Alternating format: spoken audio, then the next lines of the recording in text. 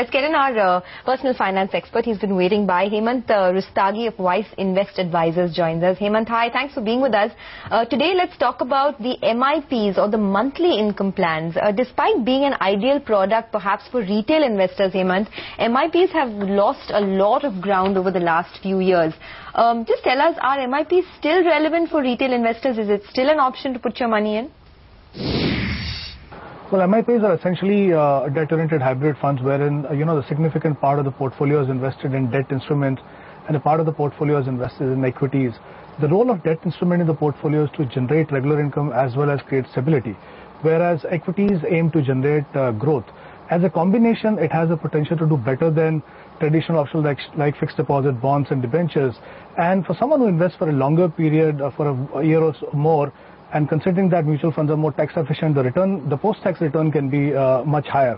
Of course, considering that a part of the portfolio is invested in equity, one has to contend with some amount of volatility from time to time.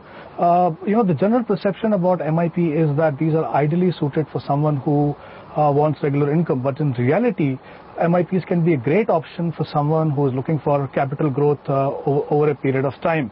So when we talk about MIP, like I said, they have lost ground over the last couple of years, and the reason for that is because the equity markets have been a bit volatile, and that reflects in the performance. And unfortunately, because many investors invest when the markets are good because that's when the returns look good, they feel a bit disappointed.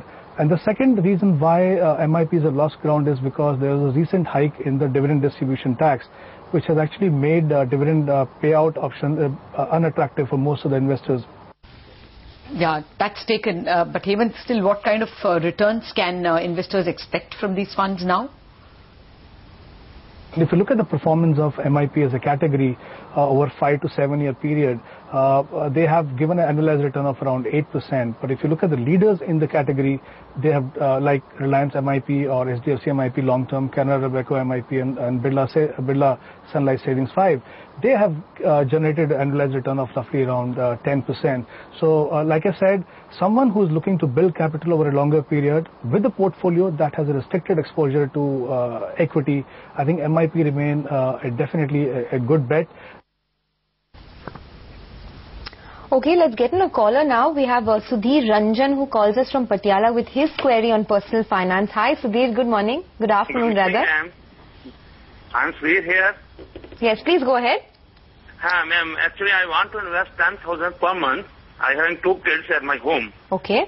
One is of 4.5 years and the second one is 3.5 years. Okay. And my age is 45. Okay. And I want to raise rupees 1 crore after 20 years.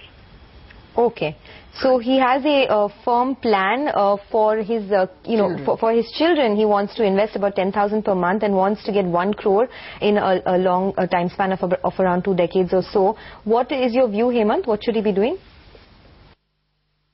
Well, because the time horizon here is 20 years and he's going to be investing on a regular basis, I think the right option for him would be to look at options like equity funds and invest through SIP, because when you invest through SIP, the volatility that exists in the marketplace is taken care of.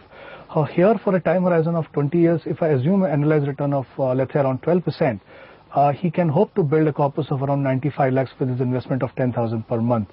So we'll be almost there, as far as the target is concerned. And a couple of funds that he can consider for this are ICICI Focus Blue Chip, which is a pure large cap fund, and IDFC Premier Equity, which is essentially a mid cap fund.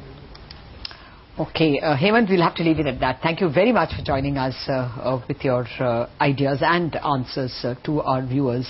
Okay, we are leaving the markets in a very fine fettle. The Sensex and the Nifty up. MCX Stock Exchange, India's new stock exchange, presents Markets and Macros.